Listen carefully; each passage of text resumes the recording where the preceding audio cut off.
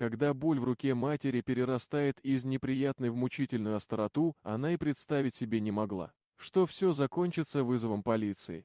Но когда разгневанный доктор звонит в полицию, он раскрывает шокирующую правду об опасной подпольной операции.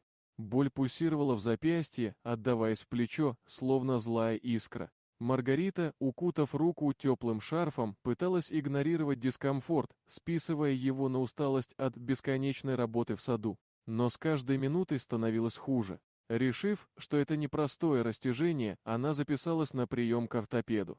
Доктор Петров, молодой и энергичный, с вниманием выслушал ее жалобы, провел осмотр и помрачнел.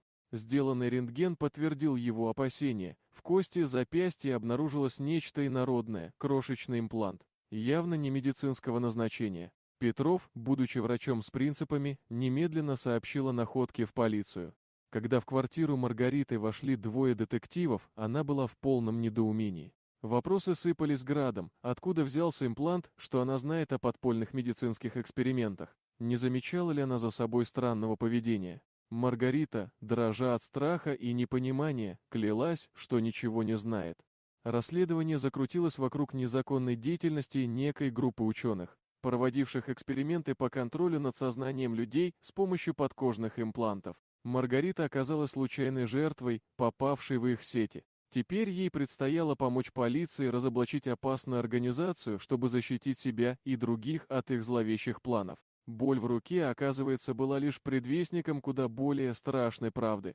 Осознание того, что в ее теле находится чужеродное устройство, разработанное для контроля над разумом, повергло Маргариту в состояние шока. Ей казалось, что она попала в кошмарный научно-фантастический фильм. Но это была жестокая реальность, и от нее зависела не только ее собственная судьба, но и, возможно, жизни многих других людей.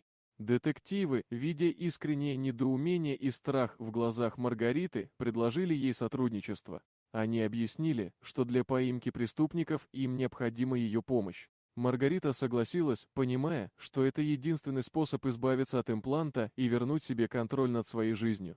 Начались долгие часы допросов, консультаций с экспертами и планирования операций по извлечению импланта. Маргарита, несмотря на страх и усталость, старалась запоминать все детали, каждую мелочь, которая могла бы помочь следствию. Она вспоминала свои последние поездки, случайные встречи, все, что могло бы связать ее с преступной группировкой.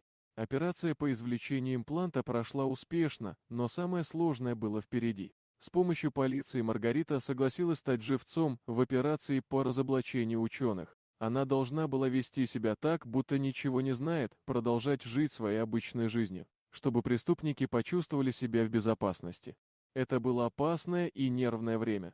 Маргарита чувствовала себя пешкой в чужой игре, но она понимала, что только так можно остановить зло. В конце концов, благодаря ее смелости и помощи полиции, преступники были пойманы.